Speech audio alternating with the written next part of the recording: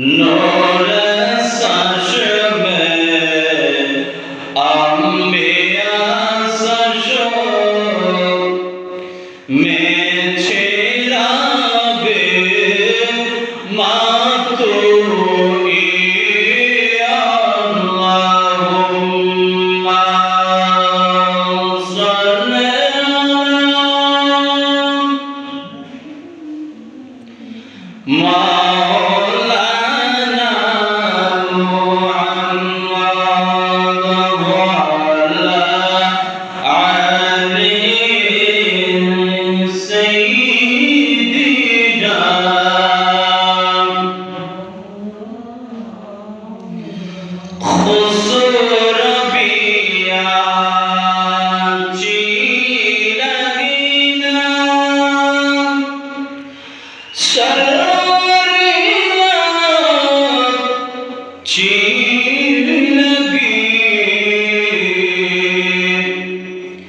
हम फकीरों को मदीने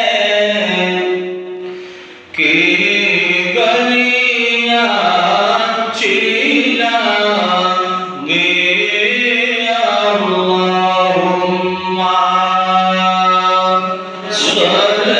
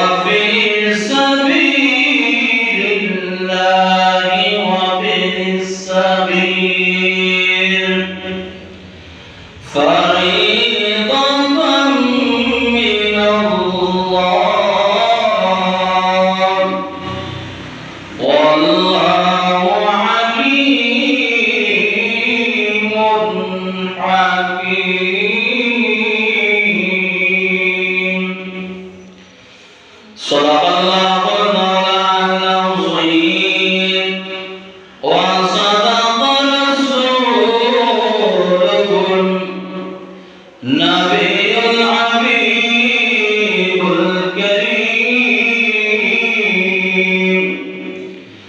ওয়া নাহনু আলা যালিকা লামিনা শাহিদিন ওয়া শাকিরিন والحمد لله رب العالمين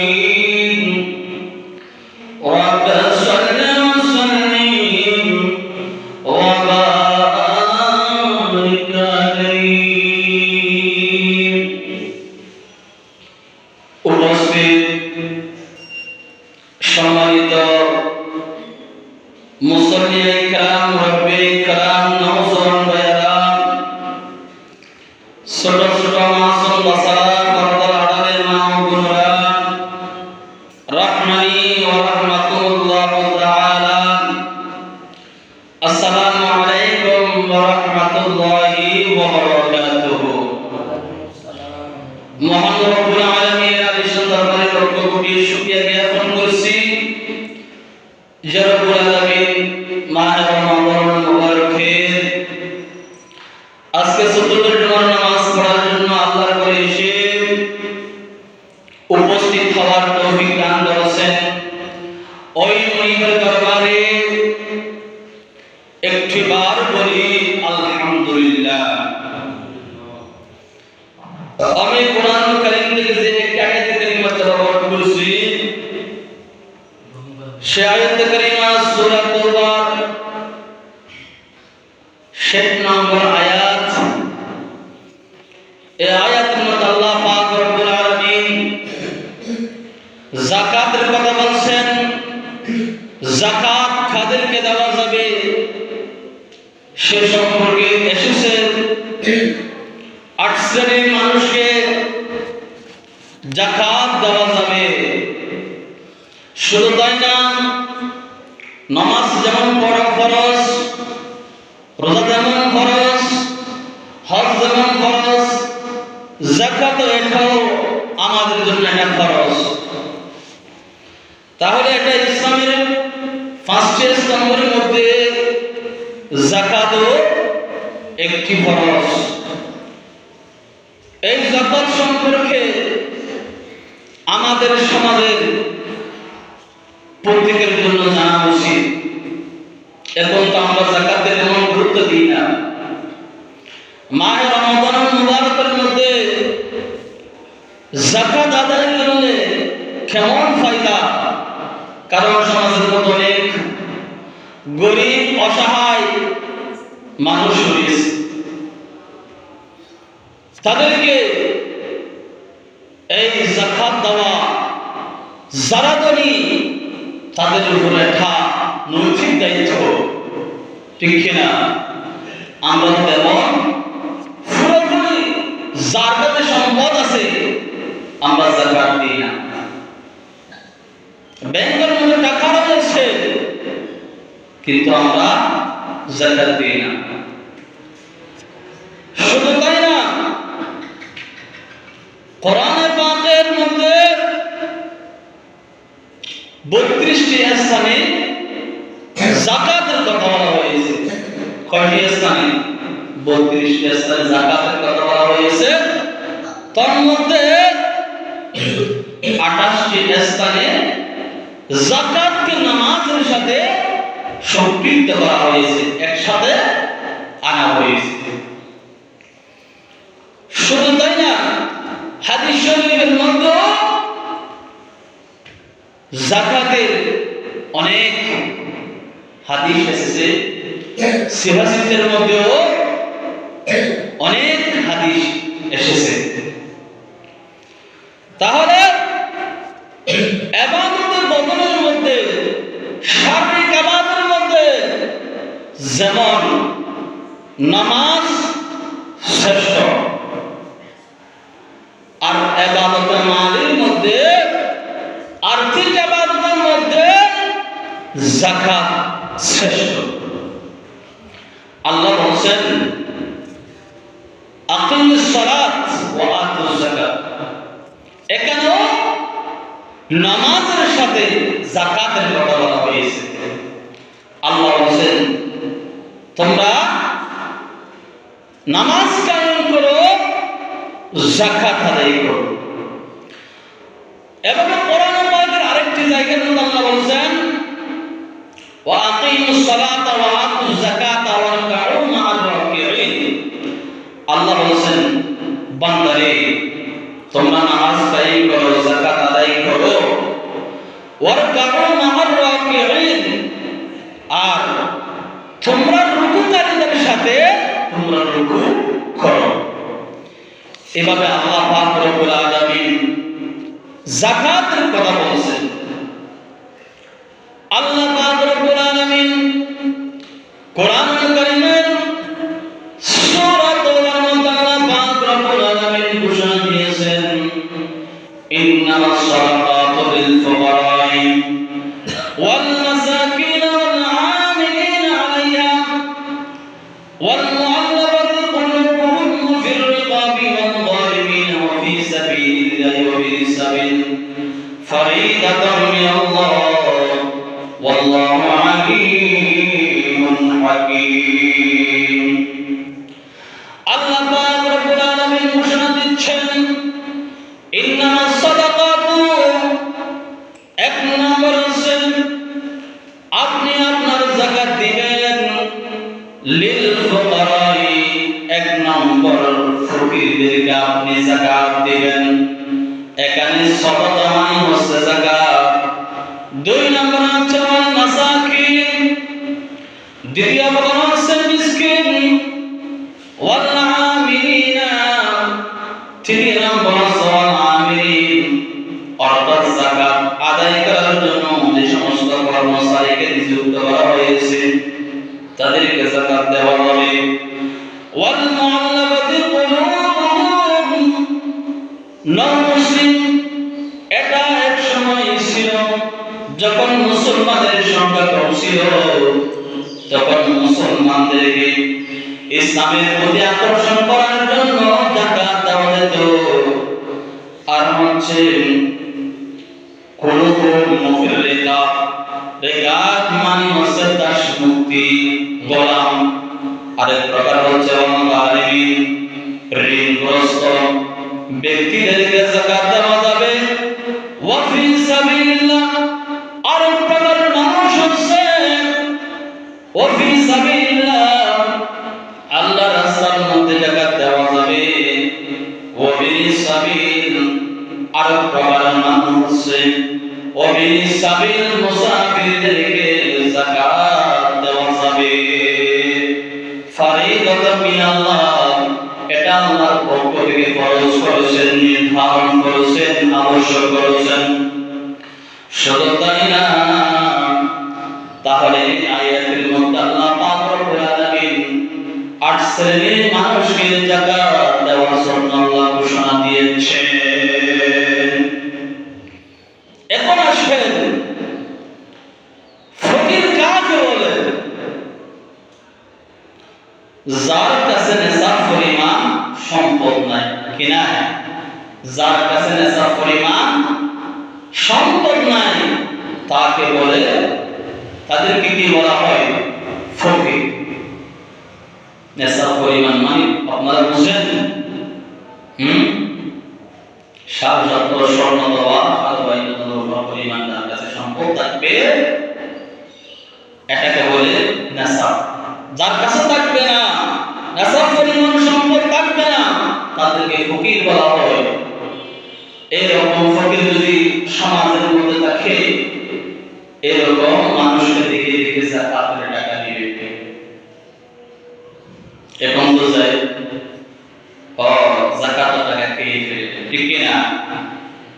আর প্রকার মানুষ আছে মিসকিন, যিনি অসহায়, যার কাছে তেমন কিছু নাই, তাকেও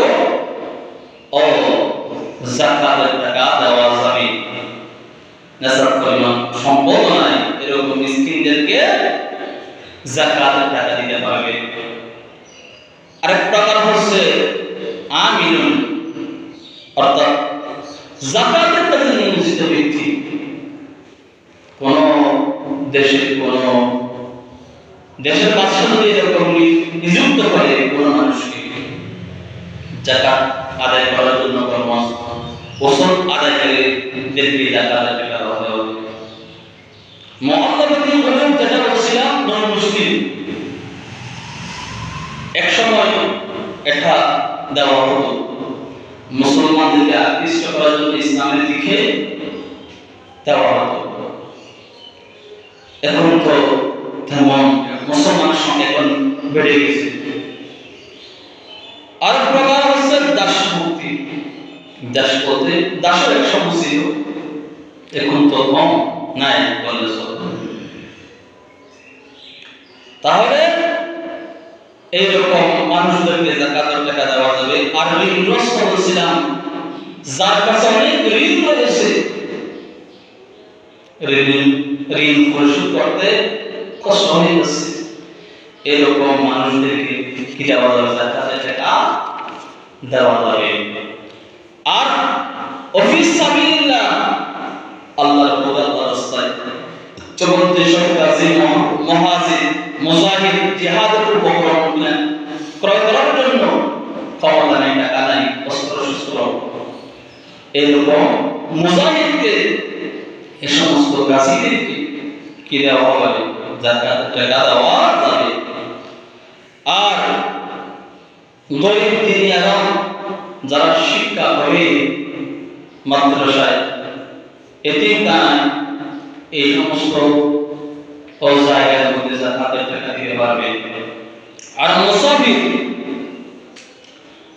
মুসাফির বলতে কেউ যদি ঘর থেকে বের হয়ে শহরের মধ্যে গেছে, এখন তো ওনার বাড়ির মধ্যে টাকা অনেক রয়েছে, সম্পদ রয়েছে, যে স্থানের মধ্যে গেছে সেখানে তো আমার কাছে টাকা নেই, এই রকম যদি মুসাফির হয়ে থাকে, তাদেরকে যাকাতের টাকা দেওয়া যাবে। তাহলে এই যাকাত আমাদের জন্য খুবই গুরুত্বপূর্ণ। শুধু তাই না, খলিফাতুর রাসূল সাইয়েদনা আবু বকর সিদ্দিক রাদিয়াল্লাহু তাআলা আনহু খেলাফত করেন। আমার রাসূল যখন দুনিয়া থেকে বিদায় নিলেন, ওফাত করলেন, সিদ্দিক আকবর খেলাফত যখন আসলো, দেখা গেল যে আরবের কিছু পুত্রের মানুষ যাকাত দিতে অস্বীকার করছে। তারা যদি নামাজ পড়তো, সব কিছু করতো, তখন সিদ্দিক আকবর নিয়ে নরম তবিয়তের মানুষ হওয়া সত্ত্বেও উনি দাঁড়িয়ে গেছে। কেউ যাকাত দিতে অস্বীকার করলে, আমি যে ব্যক্তি নামাজ এবং যাকাতের মধ্যে পার্থক্য সৃষ্টি করবে, আমি সিদ্দিক আকবর তার বিরুদ্ধে যুদ্ধ ঘোষণা করব। এভাবে সিদ্দিক আকবর এভাবে বললেন। সিদ্দিক আকবর কথা হল সাহাবায়ে কেরাম সবাই একমত। তাহলে এই যাকাত আমাদের প্রত্যেকের জন্য খুবই গুরুত্বপূর্ণ একটি আর্থিক ইবাদত। তাহলে তারপরে আসেন, যারা এই যাকাত আদায় করবে না, তাদের পরিণাম কেমন হবে?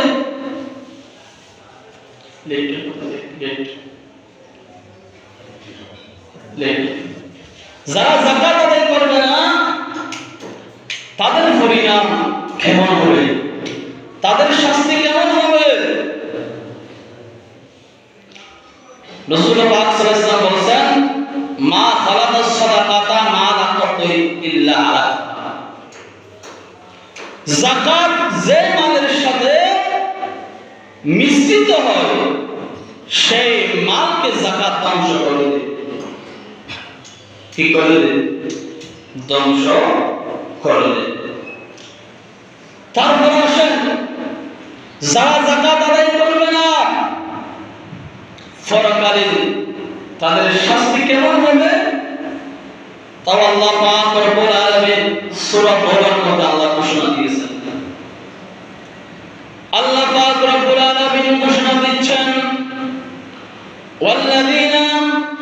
ইয়াকনিজুনা যাহাবা ওয়াল ফিদ্দা, যারা স্বর্ণ এবং রূপা জমা করবে, ওয়ালা ইউনফিকুনা ফি সাবিলিল্লাহ, আল্লাহর রাস্তায় ব্যয় করবে না, ফাবাশশিরহুম বিআযাবিন আলীম, আল্লাহ পাক রব্বুল আলামিন বলেন তাদেরকে জানিয়ে দাও, তাদেরকে বলে দাও, যারা যাকাত আদায় করবে না, স্বর্ণ এবং রূপা যারা জমা করবে এগুলা আদায় করবে না, যাকাত দিবে না, তাদেরকে জানিয়ে দাও, ফাবাশশিরহুম বিআযাবিন আলীম, তাদের জন্য রয়েছে যন্ত্রণাদায়ক শাস্তি রয়েছে, তাদেরকে সংবাদ দিন, তাদেরকে বলে দিন। আল্লাহ পাক রব্বুল আলামিন আমার রাসূলকে খেতাব করে উদ্দেশ্য করে কথা বলেছেন। শুধু তাই না, ইয়াউমা ইউহমা আলাইহা ফি নার জাহান্নাম, সেদিন জাহান্নামের আগুনকে উত্তপ্ত করা হবে। আপনি যে দুনিয়ার মধ্যে স্বর্ণ জমা রাখছেন, শাড়ি জমা রাখছেন, এইগুলাকে আল্লাহ পাক রব্বুল আলামিন সেদিন জাহান্নামের আগুনকে কি করবে? উত্তপ্ত করে এই স্বর্ণ এবং রূপা ওই জাহান্নামের আগুনের মধ্যে দিয়ে এগুলা কি করবে জানেন? ফাতাওয়া বিহা জিবাহুম ওয়া জুনুবুহুম ওয়া যুহুরুহুম, এগুলা কফনের মধ্যে সেট দেওয়া হবে, আপনার পিঠের মধ্যে সেট দেওয়া হবে। আল্লাহ বলেন, ও হাযা মা কানাসতুম লিআনফুসিকুম ফাযুকু মা কুনতুম তাকনিজুন, তোমরা এগুলার মজা, এগুলার স্বাদ আজকে ভোগ করো।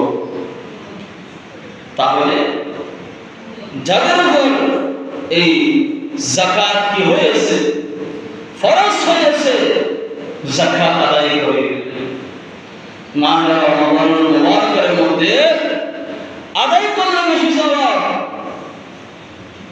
সমাজের মধ্যে অনেক গরিব অসহায় মানুষ রয়েছে, টাকার কারণে, অভাবের কারণে বার করে মাছ মাংস খেতে পারে না, দেখে দেখে গরিব মিসকিন খেয়ে যাদের উপর যাকাত ফরজ হয়েছে আপনারা যাকাত দিয়ে দিবেন। শুধু তাই না, আমার রাসূল হাদিসে মুবারাকের মধ্যে ঘোষণা দিয়েছেন, আন নবী হুরায়রা রাদিয়াল্লাহু তাআলা আনহু, হযরত আবু হুরায়রা রাদিয়াল্লাহু তাআলা আনহু বর্ণনা দিচ্ছেন, ক্বালা রাসূলুল্লাহ সাল্লাল্লাহু আলাইহি ওয়াসাল্লাম, আমার রাসূল নূরানী জবানে ঘোষণা দিচ্ছেন, মান আতাহুল্লাহু মালান, আল্লাহ পাক রব্বুল আলামিন যাকে মাল দিয়েছেন, যাকে ধন সম্পদ দিয়েছেন, ফালাম ইউতি যাকাতু, কিন্তু সেই ব্যক্তি যদি যাকাত আদায় না করে তার শাস্তি কেমন হবে? কানাহু মুযিরাহু মালুহু ইয়াউমাল কিয়ামা, কিয়ামতের ময়দানে তার শাস্তি কেমন হবে? আমার রাসূল বলেছেন, সুজা আকাতাহু, আল্লাহ পাক রব্বুল আলামিন সুজা আকাতা করানো একটি বিষধর সর্প হবে। শুধু তাই না, জবিবাতানে ইতাওয়াকুল কিয়ামা, ওই সর্পের দুই ছবির উপর দুইটি কালো চিহ্ন থাকবে, কালো বিন্দু থাকবে। ওই সর্প এমন বিষাক্ত, ওই সর্প এমন ভীত, এমন সর্প কি করবে?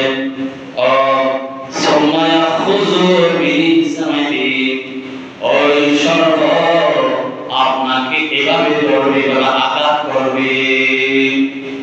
এভাবে কামড়ে উঠবে। শুধু তাই না, সময় অনেক বেশি তাই ওই সর্ব বলবে সময় আনা মালুকা, আমি হচ্ছে তোমার মাল।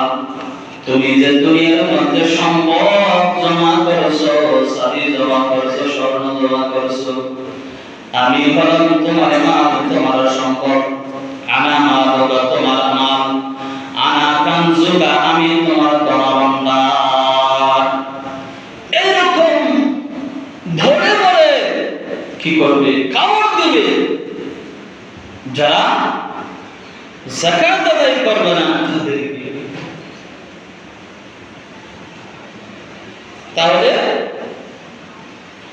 একটু খেয়াল করবেন যাকাত দেওয়ার ক্ষেত্রে। এখন তো আমরা দেখি ঠিক না?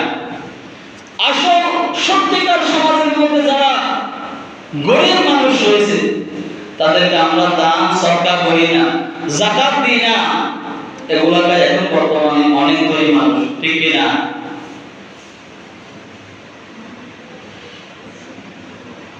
শুধু তাই না, কিয়ামতের ময়দানে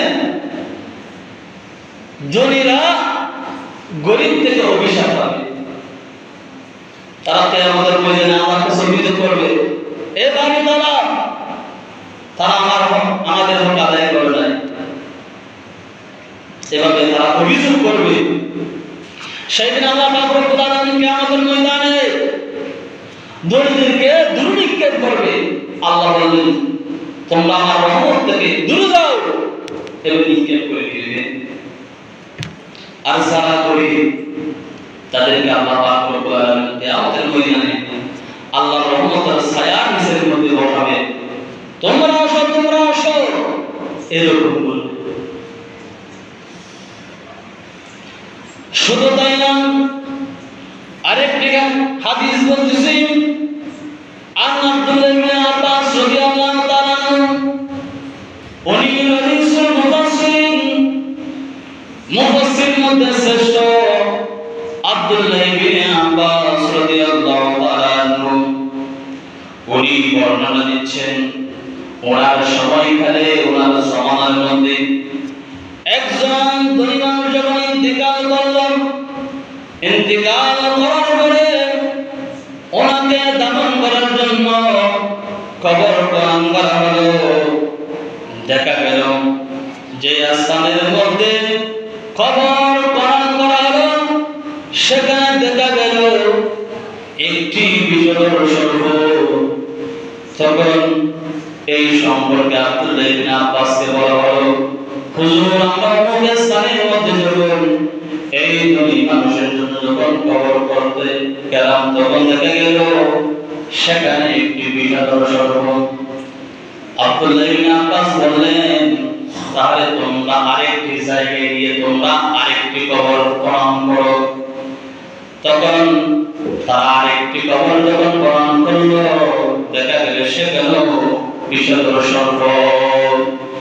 এইভাবে ওই মানুষরা ওই ধনী ব্যক্তির জন্য 7টি কবর খনন করলো। দেখা গেল প্রত্যেক কবরে কবরে দেখা গেল ওই সর্প। তখন ওই আব্দুল্লাহ ইবনে আব্বাস যিনি মারা গেছেন ওনার উত্তরসূরি যারা আছে তাদেরকে জিজ্ঞাসা করলে, কিরে, তোমার বাবা কেমন মানুষ ছিল? তোমার বাবা দুনিয়ার মধ্যে কি আমল করত? এরকম কেন হচ্ছে? তখন সন্তানরা বলল, আমার বাবা খুব নেককার ছিল, নামাজ পড়তো, রোজা রাখতো, হজ করতো, বিভিন্ন ধরনের নেক আমল করতো, কিন্তু তার একটি দোষ ছিল, সেটা হচ্ছে সেই যাকাত আদায় করতো না। কি করতো না?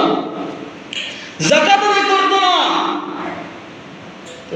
আব্দুল্লাহ ইবনে আব্বাস বুঝতে পারলেন যে এই যাকাত আদায় না করার কারণে তার এই শাস্তি, তাকে এই শাস্তি।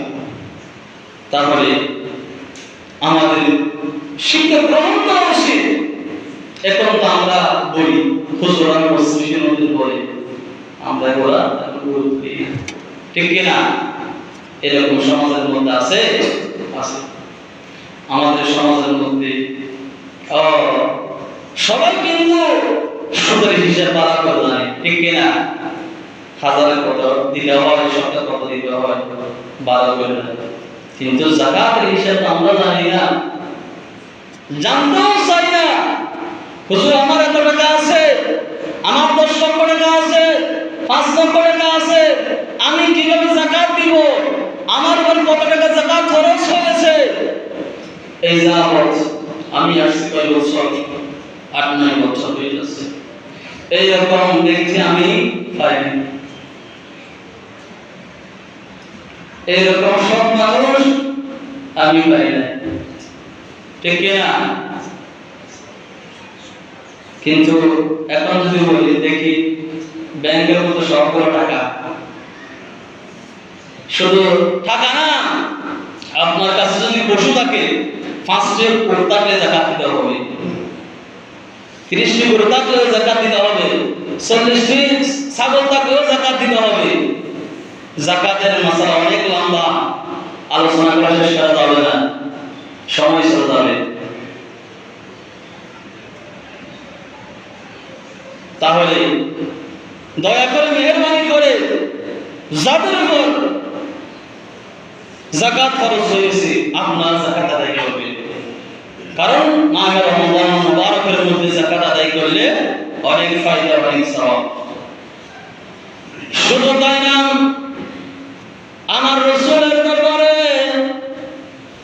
একজন বিধীন মানুষ আসলেন। আসার পরে আমার রাসূলকে জিজ্ঞাসা করলেন, ইয়া রাসূলুল্লাহ, ইয়া হাবিবাল্লাহ, আপনি আমাকে এমন কতগুলো আমল সম্পর্কে বলেন যে আমল করলে আমি জান্নাতের মধ্যে প্রবেশ করতে পারব।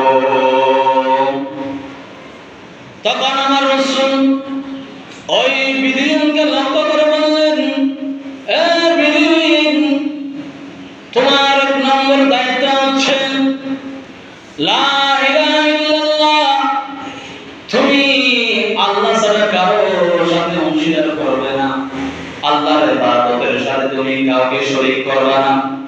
দ্বিতীয় নম্বর হচ্ছে তুমি ফরজ নামাজ আদায় করবে, যদি তোমার উপর যাকাত খরচ হয় তুমি যাকাত আদায় করবা, মাহে রমজান মুবারকের রোজা রাখবা। এই কথা বলার পরে ওই বিবির বলল রাসূলকে, ইয়া রাসূলুল্লাহ, ইয়া হাবিবাল্লাহ, আপনি যা বলছেন আমি ওগুলো বেশি করব না, কম করব না, আপনি যা বলছেন আমি সঠিকভাবে তা আদায় করব।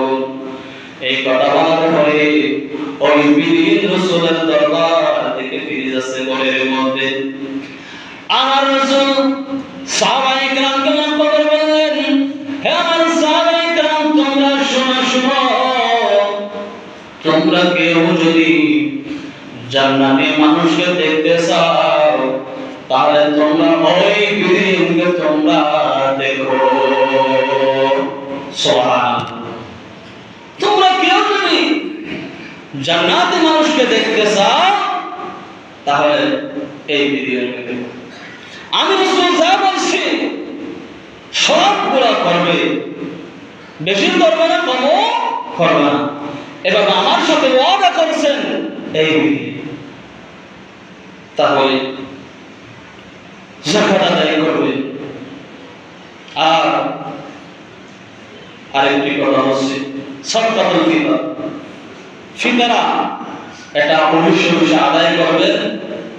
আমি আগামী জন্য যদি পঞ্চম খুতবা হয় আমি সরকার আলোচনা করব, কিন্তু আপনারা সাদকাতুল ফিতর এটা আদায় করবেন। এটা কি জন্য আদায় করবেন? আপনি যে রোজা রাখছেন, রোজা রাখার পর আপনি আপনার রোজার মধ্যে কি হয়েছে, গাফিলতি হয়েছে, ত্রুটি হয়েছে, এগুলা যদি সাদকাতুল ফিতর আদায় করেন তাহলে এগুলা আল্লাহ ক্ষমা করে দিবে। সুতরাং আসমান এবং জমিনের মতো ঝুলন্ত থাকে বলে বান্দার রোজা যতক্ষণ পর্যন্ত সাদকাতুল ফিতর আদায় না করে। সেই জন্য আমি বলছি সাদকাতুল ফিতর আদায় করবেন। আমাদের জুমহুরিয়া মাদ্রাসা আপনাদের এলাকায় সেখান থেকে অনেক আলেম বের হচ্ছে, অনেক অসহায় গরিব মিসকিন অভাবী রয়েছে। সেই জন্য একটু দেখবেন আপনাদের এলাকার মাদ্রাসা, আপনারা একটু দেখবেন আমাদের দুটি বই দেওয়া হয়েছে, আমাকে দিতে পারবেন এই কথা। আর একটি কথা হচ্ছে আমাদের তারাবি আগামীকাল শেষ হবে। আজকের কথা ছিল বিভিন্ন সমস্যার কারণে আজকে শেষ করতে পারবো না। আগামীকাল আমরা তারাবির নামাজ শেষ করব, খতম তারাবি। এখন পর্যন্ত আপনারা যারা টাকা পয়সা দেন নাই, দয়া করে মেহেরবানি করে আপনারা প্রত্যেক বছর যেভাবে টাকা পয়সা দেন সেভাবে শরীর সামেলা হবে। আমার এই কথা ওয়া আখিরু দাওয়ানা আনিল হামদুলিল্লাহি রাব্বিল আলামিন। আসসালামু আলাইকুম ওয়া রাহমাতুল্লাহি ওয়া বারাকাতুহু।